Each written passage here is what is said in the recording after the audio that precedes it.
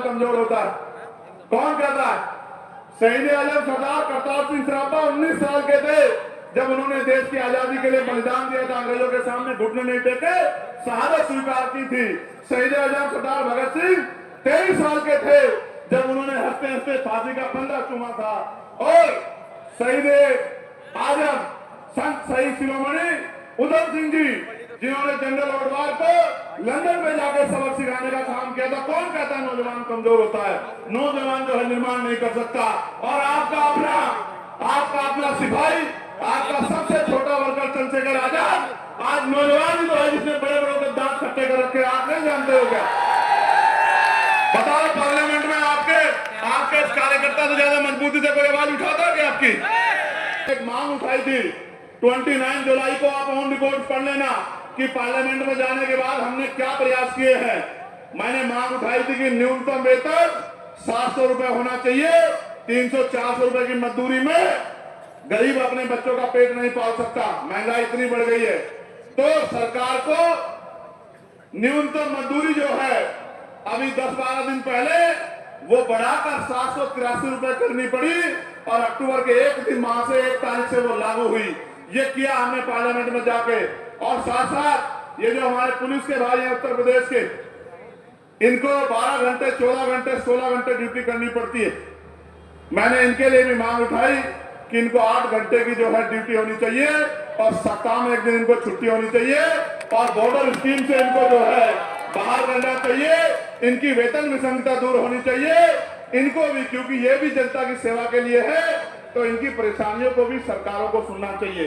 मैंने होमगार्ड के भाइयों का वेतन बढ़ाने की मांग उठाई। मैंने आशा, आंगनबाड़ी, भोजन माता जो है जिनको 2-4-6 हजार रुपए मिलते हैं, उनका वेतन 21,000 रुपए मिनिमम होना चाहिए। इस बात की मांग भी मैंने उठाई। और जो ग्राम में सेवक है, इनको ग्राम रोजगार सेवक कहते हैं। इनका एक पत्र भी मेरे पास आया है, जिनको ग्राम प्रहरी कहते हैं, चौकीदार कहते हैं।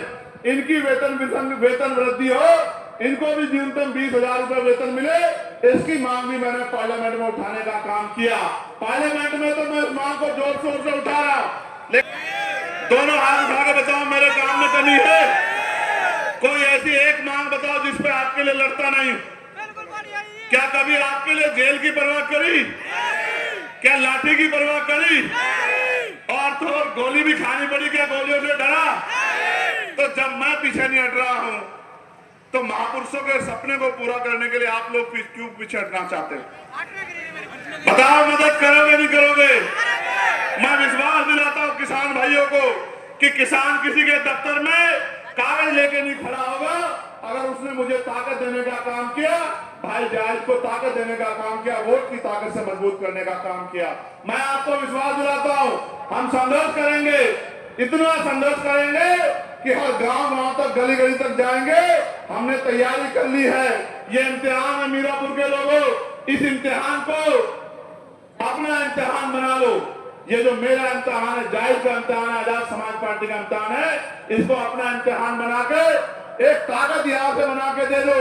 और फिर आप देखना कि पूरे प्रदेश में गली गली गांव घूम के, और मैं विश्वास दिलाता हूं अपने पिछड़े वर्ग के भाइयों को, पाल समाज के भाइयों को, प्रजापति समाज के भाइयों को, कश्यप समाज के भाइयों को, गुर्जर समाज के भाइयों को, जाट समाज के भाइयों को, सिख समाज के भाइयों को और तमाम सैन समाज के भाइयों को, विश्वकर्मा समाज के भाइयों को, कि उनके बच्चों को भी जो आरक्षण का लाभ मिलना चाहिए था, 52% आबादी होने के बाद इस आरक्षण को बढ़वा के जातिगत जनगणना करा के 52% कराने का काम भी हम ही लोग करेंगे। मेरी बात को आप याद रखना। मैं तो आपसे कह रहा हूं, डर के साए में क्रिश्चियन समाज के लोग, मुस्लिम समाज के लोग, कोई दाढ़ी पकड़ के मार देता है, कोई टोपी पहनने में मार देता है।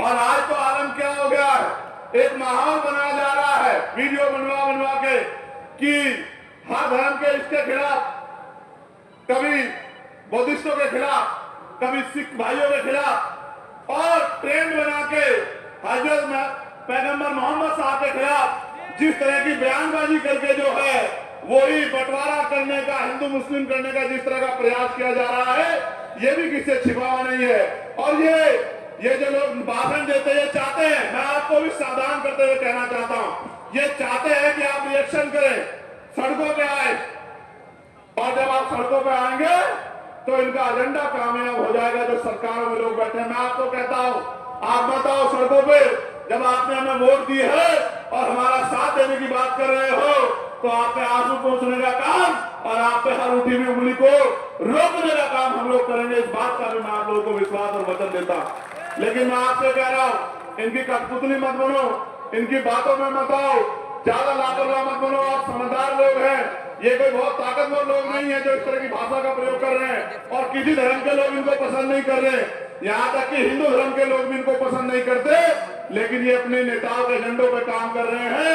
हमें समझदारी दिखानी है, लापरवाही नहीं करनी। मैं आपको भी कहना चाहता हूं, जाहिद भाई प्रत्याशी हैं और वो मेहनत कर रहे हैं, और मैं अपने साथियों को कहना चाहता हूं, पुराने साथियों को जो मैं देख रहा हूं कि आज जो है वॉलंटियर की ड्यूटी कर रहे हैं, मैं उन सबको कहना चाहता हूं, हरियाणा में परिणाम हमारे फेवर में क्यों नहीं रहे? सुनना चाहते हो? कड़वी बात है, इसलिए नहीं रहे फेवर में क्योंकि वहां आप विरोधियों से नहीं लड़ रहे थे, आपस के मन मुटाव से लड़ रहे थे। मैं जानता हूं आपकी ताकत को। जब जब आपने एकजुट होकर काम किया है संगठन और पार्टी के लोगों ने, तो फिर कोई लक्ष्य नामुमकिन आपके लिए नहीं है। लेकिन जब जब आपने मिशन से भटककर किसी व्यक्तिगत स्वार्थ पे या अपने आप को किसी को नीचा दिखाने के लिए काम किया है, तो उसका नुकसान पार्टी संगठन को हुआ है। मैं आपकी ताकत से वाकिफ हूं। मैंने आपकी ताकत दिल्ली में देखी, जब मैं पहली बार जब मेरे ऊपर मुकदमे लगे और आपने दिल्ली लाने का काम किया। मैंने आपकी ताकत एनआरसी के आंदोलन में देखी, जब आपने मेरी एक आवाज पे पूरे देश में आंदोलन करने का काम किया। मैंने आपकी ताकत जब दिल्ली में सदगुरु गुरु रविदास जी महाराज गुरु घर तोड़ दिया गया, तब मैंने आपकी ताकत दिल्ली में देखी कि आपने केंद्र की सरकार को और सुप्रीम कोर्ट को झुकाने का काम किया। मैंने आपकी ताकत 2 अप्रैल में देखी। मैंने किसान आंदोलन में मेरी एक आवाज पे जिस तरह से 13 महीने आपने साथ दिया, मैंने आपकी ताकत वहां देखी। और जब पहलवान बेटियों के का अपमान किया गया,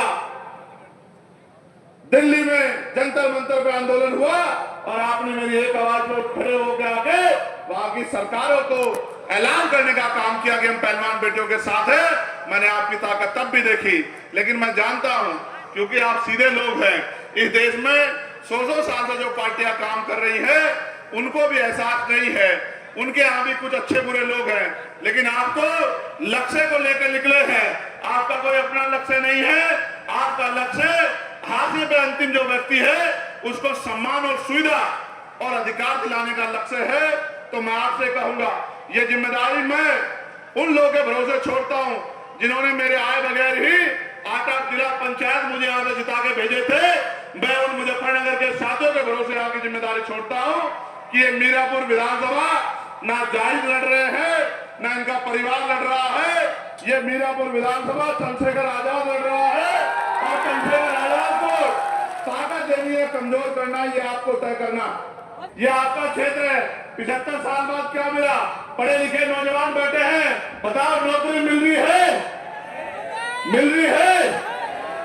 तो फिर सरकारें किस लिए?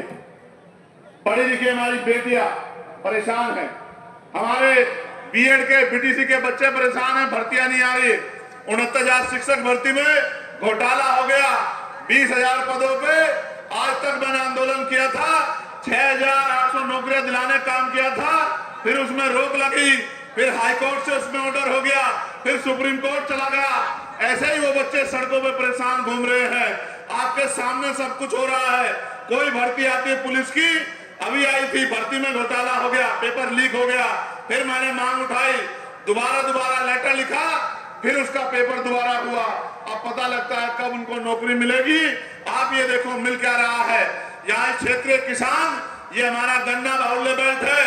गन्ना की फसल के जो है ना तो दाम किसान तय कर पाता है और ना मिले समय पे पैसा देती है। आपने जिनको एमएलए बना के भेजा है, एमपी बना के भेजा, वो पता नहीं क्या करेंगे। मैं आपको विश्वास दिलाता हूँ किसान भाइयों, अगर आपने मेरे हाथों को मजबूत किया और भाई जाहिद को जो है ताकत देने का काम करी, जो मिल पैसा नहीं देगी उस मिल पे ताला लगा दिया जाएगा जब तक आपके पैसे नहीं मिलेंगे। मेरी बात को आप याद रखना। और आप जानते हैं मेरे यहाँ भिलाई मिल के लोग देरी कर रहे थे, मैंने परसों तरसों जब मीटिंग हुई तो जिलाधिकारी से कहा कि भिलाई मिल वालों को बिठा के समझा देना, मुझे उनसे कुछ नहीं चाहिए, लेकिन अगर किसानों को पैसे नहीं मिलेंगे तो मिल नहीं चलेगी। इस मिल पे ताला लगाने का काम यहाँ का मौजूदा सांसद करेगा, इस बात को आप ध्यान रखना। इसलिए मैं आपसे कह रहा हूं, मेरे मन में तो बहुत सपने हैं, और सपने ये सुनो कि कुटीर उद्योग लगने चाहिए और ग्रामीण क्षेत्रों में महिलाओं को रोजगार मिलना चाहिए। मैं तो बहुत बचपन से देख रहा हूं, मेरी माए पशुओं पालती हैं और पशुओं का दूध बेच बेच के अपने बच्चों को पालने का काम करती है। पूरी जिंदगी उनकी इसी में बीत जाती है, या वो कोल्हू पे काम करती है, या वो भट्टों पे काम करती है, या फैक्ट्रियों में जाकर सर पे ईंटें उठाती है। आज तक भी इस देश में महिलाओं को सम्मान की जिंदगी दिलाने का काम सरकारों ने नहीं किया। आप किसी क्षेत्र का मामला उठा के देख लो, बहन बेटियों पे जिस तरह का जुल्म हो रहा है, कानून व्यवस्था के बैठे लोग उस तरह से बहन बेटियों के सम्मान की सुरक्षा नहीं कर पा रहे हैं।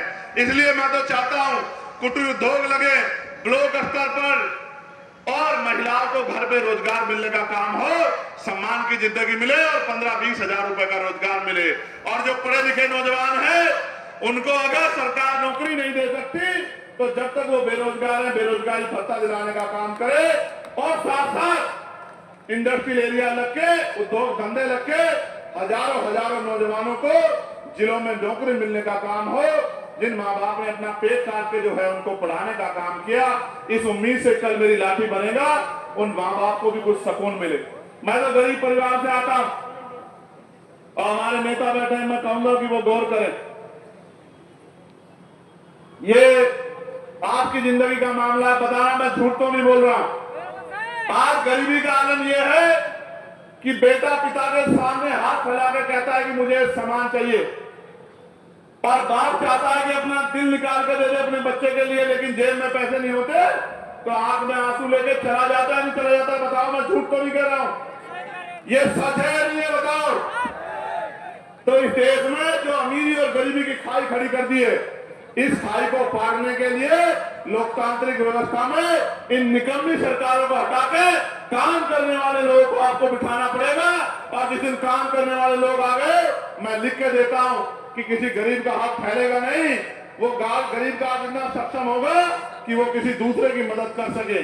जो पॉलिसी हमारी मैंने पार्लियामेंट में भी उठाई, आपने सुना भी होगा, और मैं आपको कहता हूं, बताना किसने पॉलिसी दी है क्या, कि एजुकेशन पॉलिसी ऐसी होनी चाहिए कि चाहे प्राइम मिनिस्टर का बेटा हो, या राष्ट्रपति का, या मुख्यमंत्री का, या केंद्रीय मंत्री का, या स्टेट मिनिस्टरों का, या डीएम का, एसएसपी का, सीओ का, दरोगा जी का, या गांव के सरपंच का, जिला पंचायत का, या आम मजदूर किसान का बेटा, सबकी पढ़ाई सरकारी स्कूल में होनी चाहिए। होनी चाहिए नहीं होनी चाहिए? बताओ क्यों होनी चाहिए? सुनो, अमीर तो पढ़ा लेंगे प्राइवेट में, गरीब कहां पढ़ाएगा?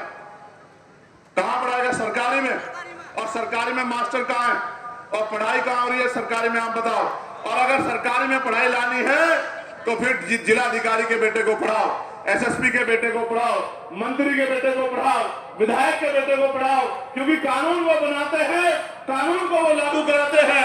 जब उनके बच्चों को अच्छी पढ़ाई मिलने की बारी आएगी तो गरीब किसान मजदूर के बच्चे को भी अच्छी पढ़ाई मिलेगी, और जो जेब कटाई होती है इस नाम पे प्राइवेट स्कूलों में, वो जेब कटाई बंद हो जाएगी। मैंने कहा पार्लियामेंट में कि हेल्थ पॉलिसी ऐसी होनी चाहिए कि गरीब को भी बेहतर से बेहतर इलाज मिलेगा। कैसे? अमीर तो प्राइवेट में चला जाएगा, गरीब कहां जाएगा? बताओ कहां जाएगा?